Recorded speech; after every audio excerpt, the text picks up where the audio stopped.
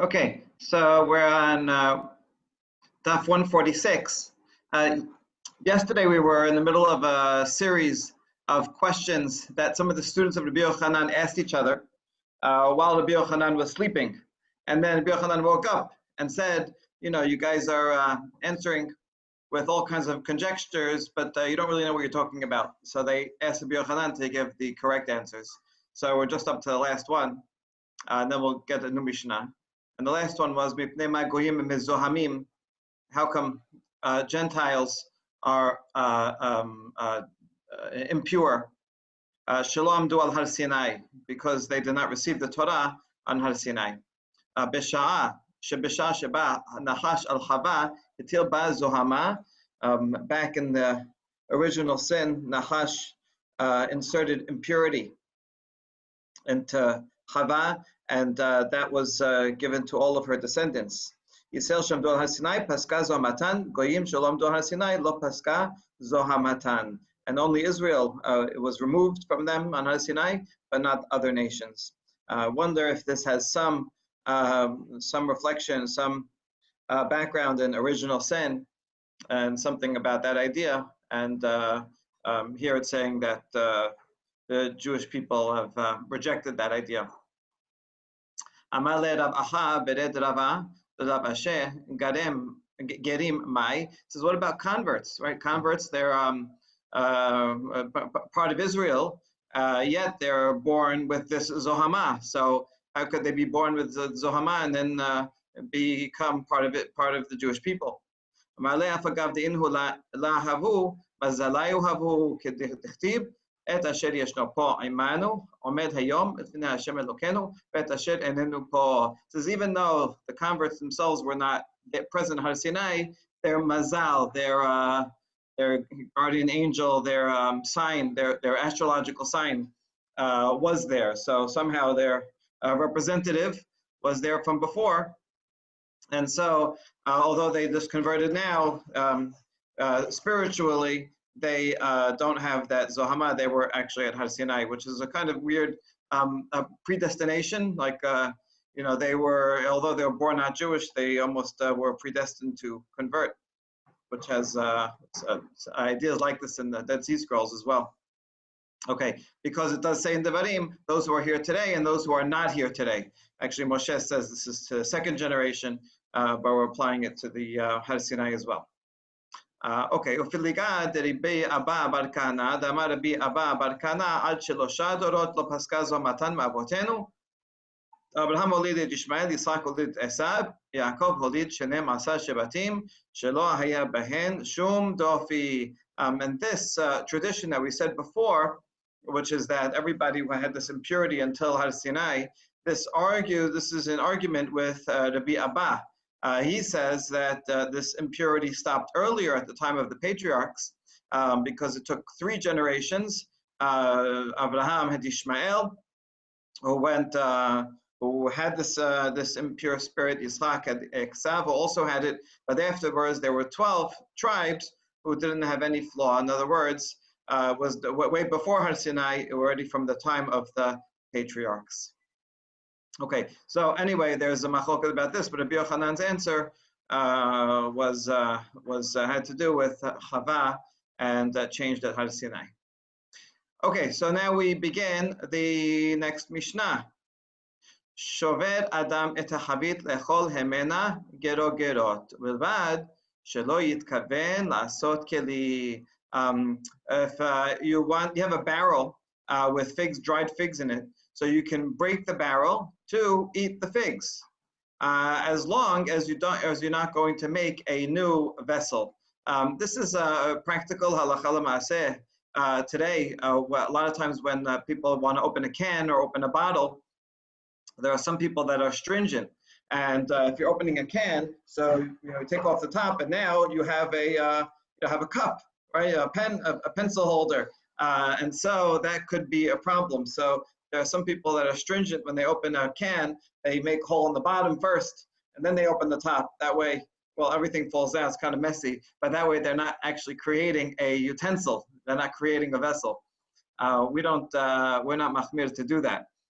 Similarly, with opening a bottle, right? Some say when you take off a bottle cap, then you're actually creating a vessel because it was all closed before. Sfaradim are mekel in doing that because we say it was a bottle already before.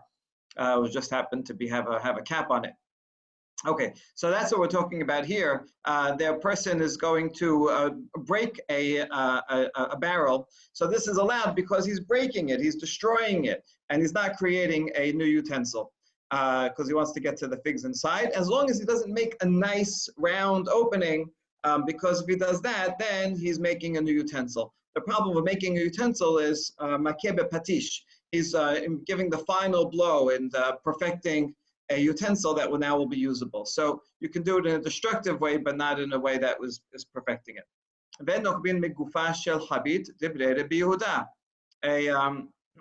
A barrel to hold wine, let's say, has a plug and the body of the barrel. So the Biuda says you cannot make a hole in the plug of the habit, right? You can take it off altogether, but you can't make a hole because that's creating a utensil. Chachamim say that's okay. You can make a hole there. Everyone agrees that you cannot make a hole in the side of it. We'll actually see what exactly you're talking about. So that might put a spigot right in the middle. That's making a new hole, and that's making a vessel, making it into a vessel because you couldn't get the wine out before. Let's say you had a hole in it and you want to close up the hole.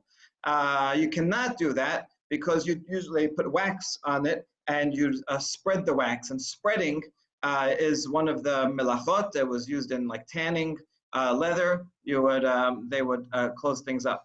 So that is also not permitted. So you can't open a new hole, you can't close it up.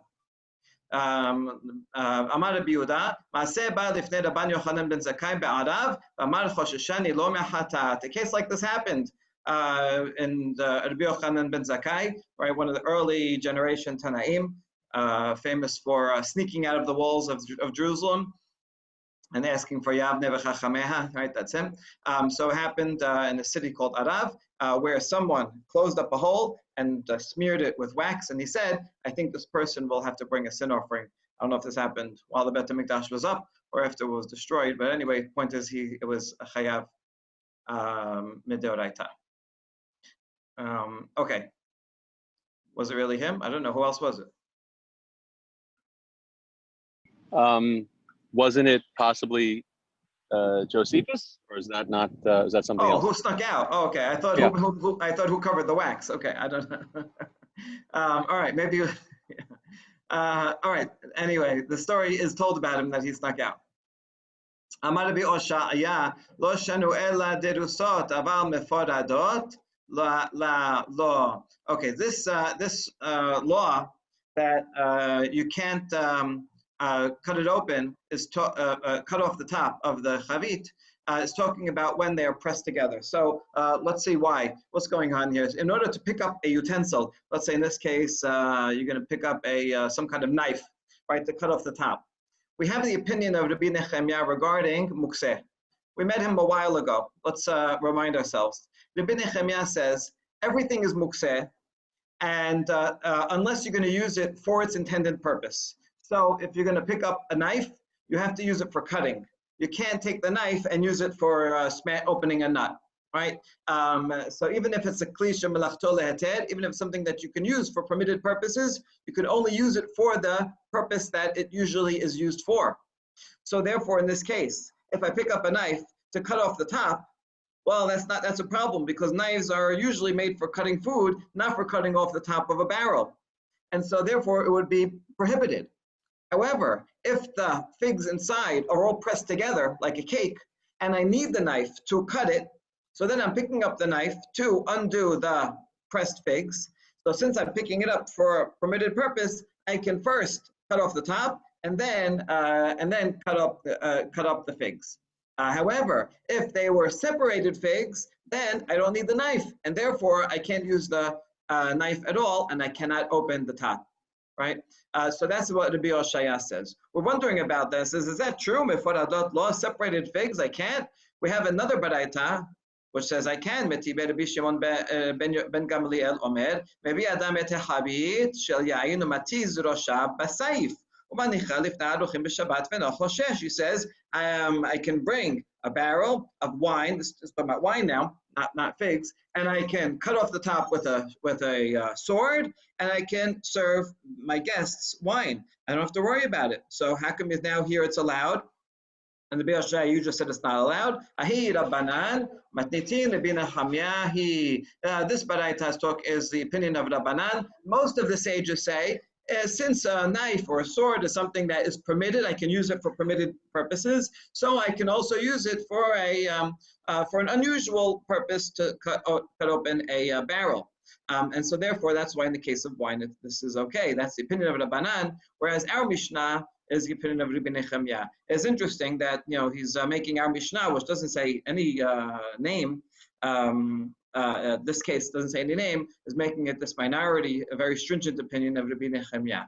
So now we're going to wonder why did he do that? Well, how come Rabbi Oshaya that said this? What pushed him to say that our Mishnah is only the opinion of Rabbi Nechemia?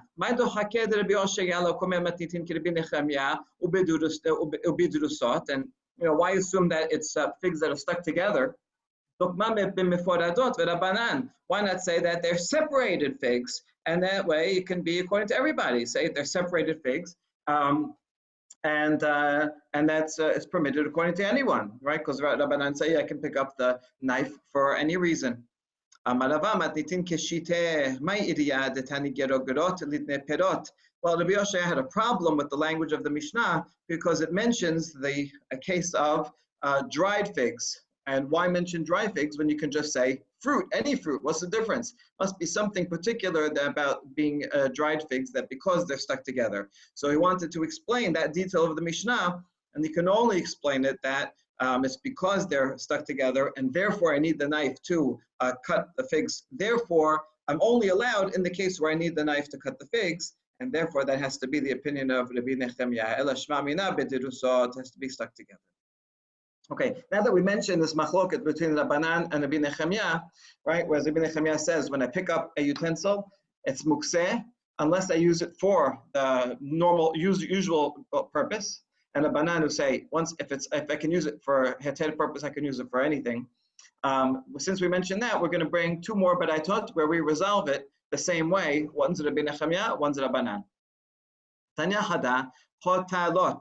Shel geror gerot v'shel temarim matir umafkia v'hotech. If I have a wicker basket, dried figs in the wicker basket, so I would close it up and they would tie it. So if I want to get to these figs or dates in the wicker basket, I can matir, I can undo the knot, right? And I don't need any utensil for that. Or mafkia v'hotech, or I can unbraid the basket or cut it, and for those two things I would need a knife. That's the braita. What Braita 1. Braita 2, B'tanya idach, matir, aval lo mafkia velo hotech, says I can undo the knot, but I cannot unbraid or cut the basket. So which one is it? I have two Braitot that are contradictory.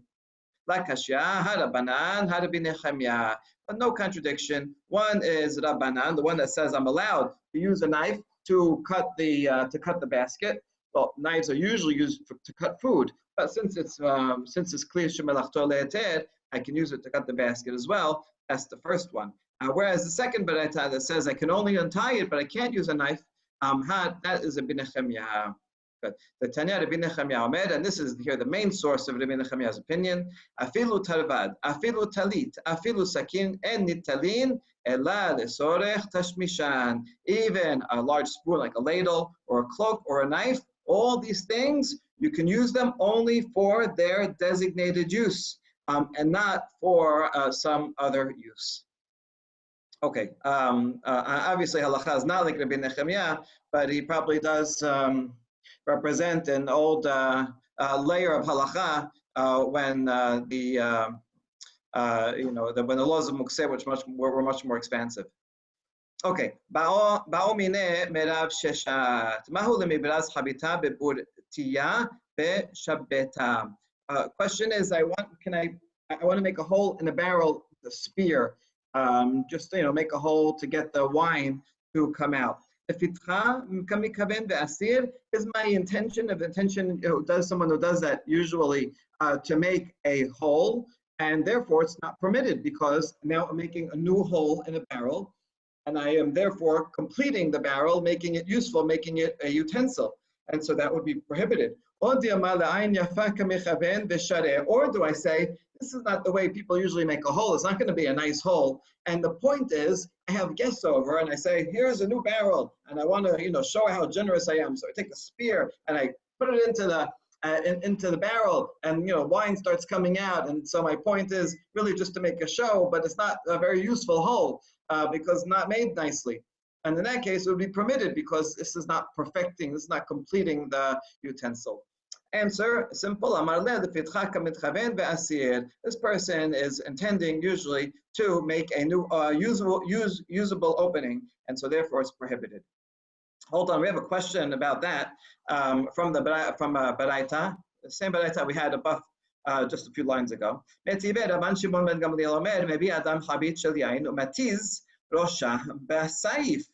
You can bring a barrel of wine, then you can cut off the top, right? So here it says, you can come cut off the top and make a hole. So why can't I take a spear and make a hole? What's the difference? How come this one you said is asur if this Baraita says it's allowed?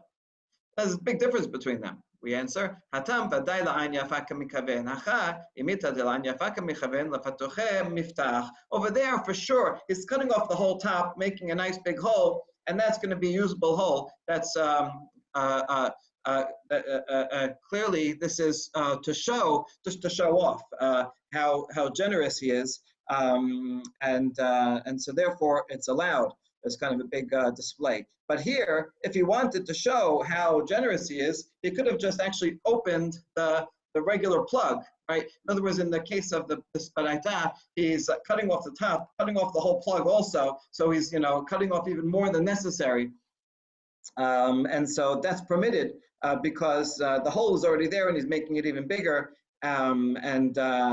Whereas here he's making a new hole, but the new hole he's making is smaller than the regular plug that's already there. So that shows that his really intention is to make a hole. Maybe he'll plug it up later, and he really doesn't want to open it. Okay. The next section of the next part of the Mishnah, we said en nokvin migufa, that you cannot perforate the plug, right, the top of the barrel, and just make a small hole in the plug.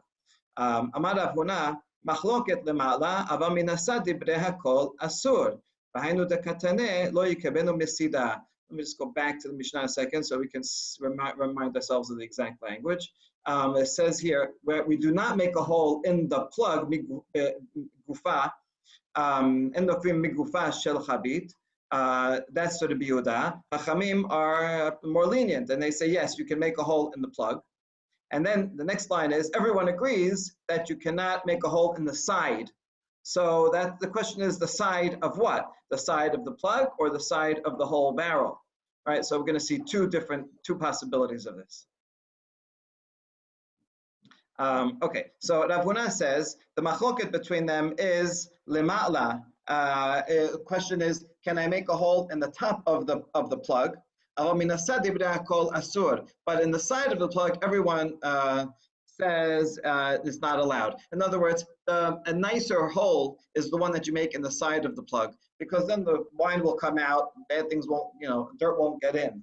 And so that for sure is not allowed. The question is, if you're making it from the top, then it's not such a great hole. That's the question. Is that considered, perfecting the utensil or not? And then, so that line that says everyone agrees you cannot make a hole in the side, it means the side of the plug on top. That's the interpretation of Rav Huna. Rav Chisda, however, says is more mekel. He says machloket min hasad. What they're arguing actually is about making a hole in the side of the plug. That's where there's difference of opinion. If it was on top of the plug, everyone would agree that that's fine, because it's a bad hole to use, and so that's not perfecting the vessel. And the next line where it says everyone agrees that you can't make a hole in the side, it's talking about the side of the barrel itself. That was a very good way to make a hole. You put a spigot in the side of the barrel, and that would be very usable. And so therefore that would be perfecting the vessel and therefore prohibited on Shabbat. Okay, now Tanura Banan, now that we talked about making this spigot and holes, we're going to talk about more about that. Tanura Banan, and Nokabin Nekev Hadash B'Shabbat, Osif Mosif. The first opinion says you can't make a new hole in a barrel, but if you want to make a bigger hole, that's okay. If there's a hole there, you can make it bigger. Second opinion says no, you can't make a new hole and you cannot make it bigger. But they agree that if there had been a hole already, then you can reopen a hole that was there. Good.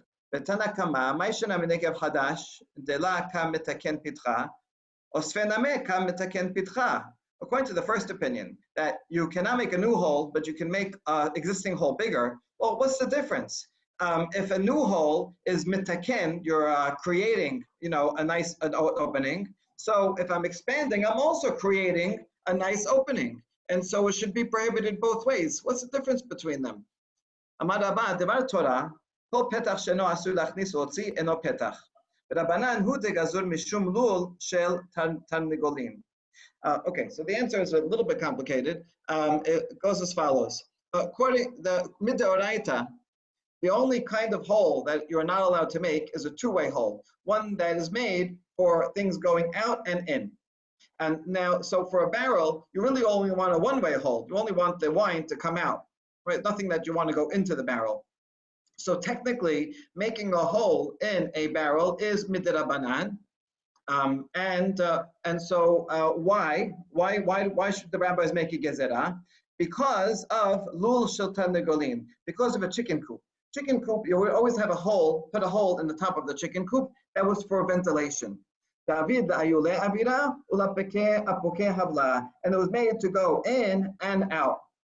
However, most people don't realize that the hole in the chicken coop is made to go in and out. They think it's only for air to go in.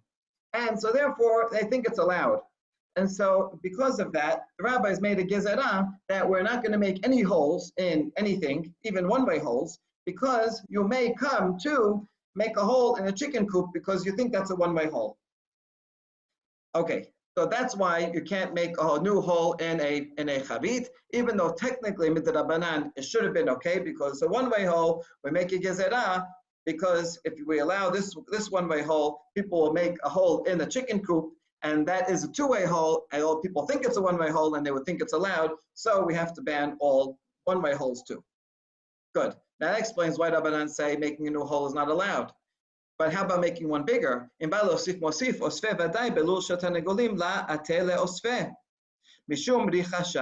no one is going to take a chicken coop hole and make it bigger, because if you make it bigger, then animals can get in, weasels can come in, and they will eat the chicks.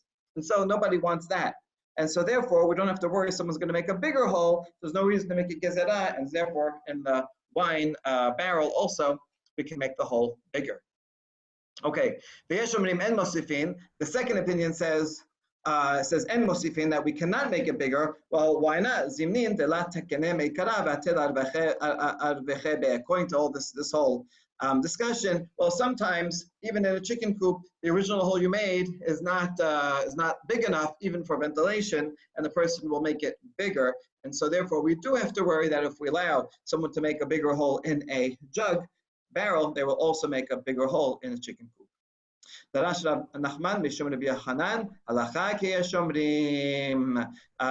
so we learned that he gave a derasha, he gave a public lecture, and he said halacha is yeshomrim. In other words, you cannot make a new hole and you cannot make a hole bigger. All right, now we just mentioned in the Baraita that if there was a hole there already, you can reopen it. You can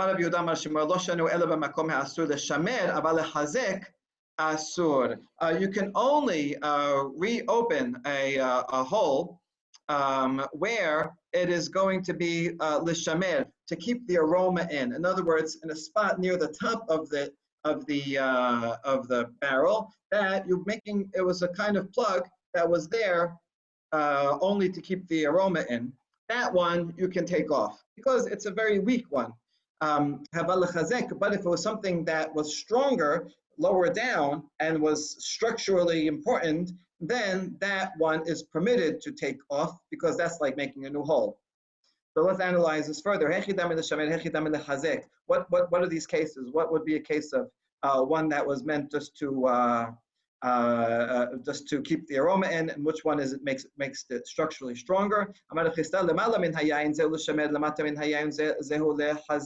If it's above the level of the liquid of the wine, that is only for the aroma. That's a weak. It could be a weak one, a weak seal, and then that one you could take off. But if it's where the liquid is, that would have to be a waterproof seal, and that would be prohibited to take off. That's like making a new hole. Rava Amar, lemata min hayayin namezehu l'shamer. No, even below where the water is, where the liquid is, that's also considered keeping it, and that would be permitted. Hechidam in the chazek. Where is there? We're talking about a structural, strong reinforcement. Where it's below the sediment, all the way in the bottom. And the idea is that there on the bottom, the pressure is stronger, and so there you need to really like close it up, and so that opening that would be a new hole. But if it's simply a hole in the liquid section, then that would be okay. The second opinion is more mekel. Amale Abaye l'Rava Tanya de Mesaya l'Abaye. Right, Rava's colleague says, I have a tradition to support you, the more mekel position. Tanya de Meselach, Bayit Satum, Yesh lo 400, Paras et Pasimav, and lo 400. Okay, this comes from a laws of if you have a house, if I have a house, let's say with a lot of homes open to a common courtyard. So the law is that in front of my doorway, I own 6 amot of the courtyard in front of my doorway, right? And then the rest we can split evenly. However, let's say I closed it up. I closed up the doorway. So Bayit Satum, if I closed up the doorway, I still keep that right to the 4 amot in front of the doorway. However, if I took down the doorposts and sealed it up, then it's not a doorway anymore, and then I lose my right to the 4 amot. Right. So that's a general halacha, and so too here we're comparing that to this case where if it's like still a hole but it's just patched up, then we can still consider it a hole. Whereas if it's such a strong seal, there was never a hole there to begin with, then we consider it totally closed. So we're making comparison between the jug and a house. Okay, regarding a house, a similar halacha regarding tuman tahara. Bayit satum eno metameh kol sbibav. If there is a dead body in a house, then the law is that wherever the entrance is, if there's body in a regular house, then the outside the house is okay. Is tahor. However, even if I closed up the entrance, however, if I took down the doorposts and closed up the entrance, now it's no longer considered like a house with an entrance, but rather a tomb. And a tomb has a special law that even all the surroundings around the tomb have 4 amot that are tameh around it. So if I closed it up, then the whole rest of it is tameh as well. And so again, the analogy to the jug, to the barrel, is that a simple closing, that seal is still considered open, and so I can reopen it. Whereas a more permanent closure is, and now it becomes like as if the opening was never there. Okay. Gubta Rav Asad Ushmoel Shareh. If I want to make a spigot in a hole, hey Mark, we're just finishing up here. So if I want to put a reed into a hole in the barrel in order to make a spigot, Rav says Asur, Shmuel Shareh. Shmuel says it's okay. Now, what is their machloket? If I have to go and cut the reed to begin with, right, and shape it, perfectly for the spigot, everybody would agree that is prohibited because I'm making a new spigot. If there was one there and it just fell off and putting it back, that's okay. Everyone would agree with that's okay because I'm not making a new spigot. I'm just returning it to its place. The question is, the machlok is only when I prepared the spigot before. I just didn't get a chance to attach it yet. The one who says it's not allowed, in other words, Rav, he says, if I allow the person to attach this spigot that he already fashioned but never put on, then he's going to come to create a new spigot in the future, which is really not allowed. So we make a gezerah. Shmuel says we don't make such a gezerah. And actually, this machloket between Rav and Shmuel is this parallels Tanaitic machloket Tana'et Ketana'eh En Chotchin Shoferet B'Yom Tov Ve'en Sarich Lomar B'Shabbat Nafila En Machzir Oto B'Shabbat Ve'en Sarich Lomar B'Yom Tov Rabbi Hoshea Mekel. That's the Baraita. It says you can't cut a new tube on Yom Tov and certainly not on Shabbat. And if it falls off, you can put it back on Shabbat and you can put it on back on Yom Tov. That's the Tanakama. Rabbi Yoshia says it's okay. What's okay? Rabbi Yoshia, Ahaya, which case is he saying it's okay? If he says the first one, that you can actually create a new spigot, but now you're creating a new utensil, so it can't be that Rabbi Yoshia would say that that's allowed. If you're talking about the second case, well, then they said it, the Tanakama says it's permitted. So of course it's permitted. What's the argument? Rather, it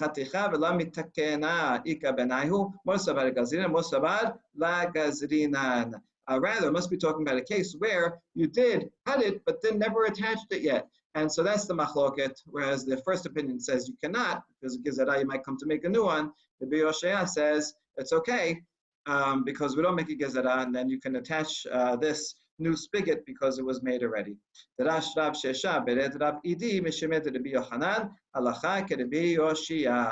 again, we have in a derasha, he may give a public lecture, and he said the halacha is like Rabbi Yoshaya, who is more mekel, who's lenient on this case, and so therefore the halacha would be that we can be lenient.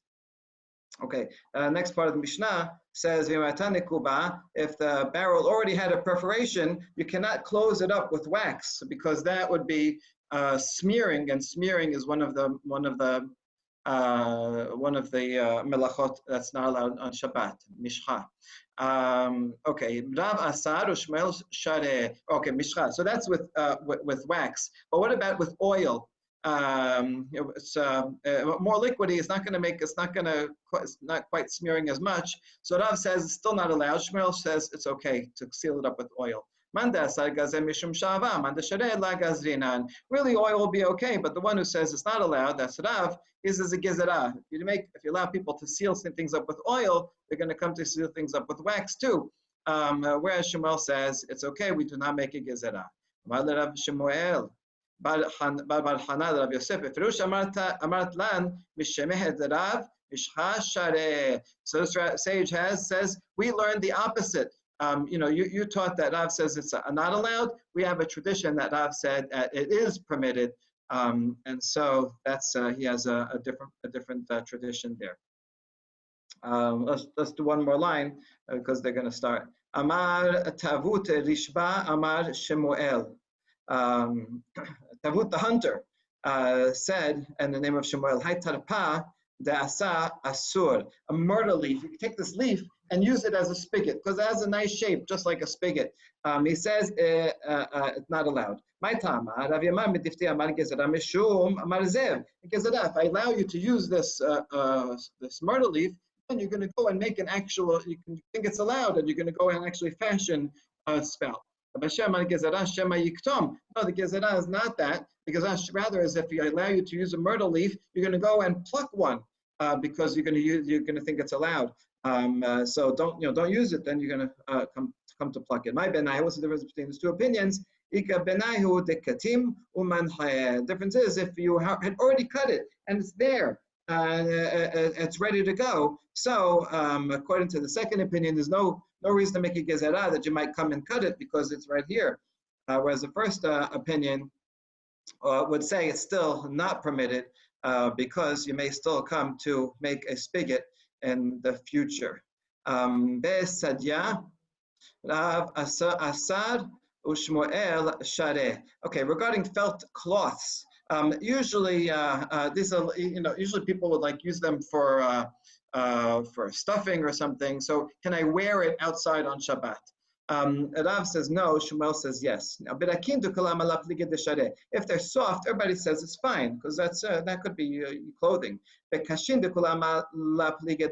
they're very hard, everyone agrees they would not be allowed. They argue with the middle one. If they're medium thickness. One that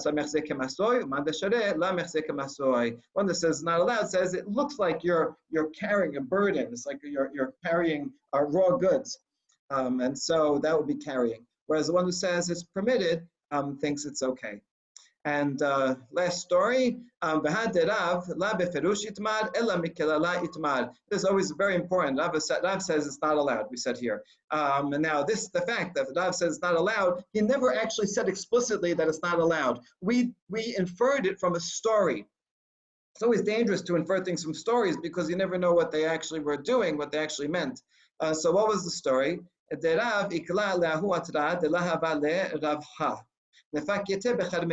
Rav went to a certain place and someone was giving a lecture and everybody was sitting around learning and there was no room in the Bet Midrash. So he went out to the courtyard, which was on Shabbat, and he sat down on the floor in the courtyard. They brought him some felt mattresses to sit there, some felt cloth to sit down on, and he wouldn't sit down on the cloth, he insisted on sitting on the floor.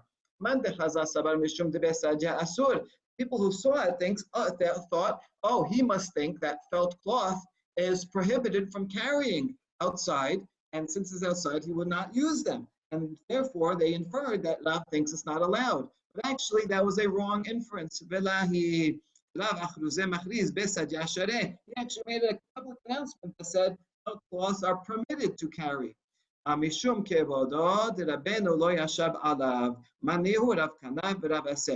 didn't he sit on the felt cloths?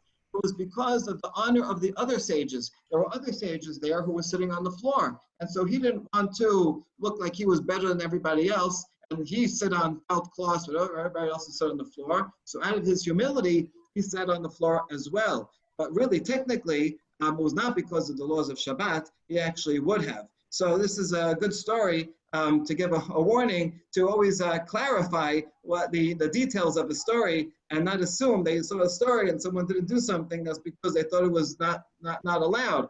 And so in this case, the tradition that said he said it was prohibited was not the true tradition. And when they asked him, they said it was fine. And we also learned a wonderful lesson about being humble before one's colleagues. Baruch Adonai Le'olam, Amen v'Amen.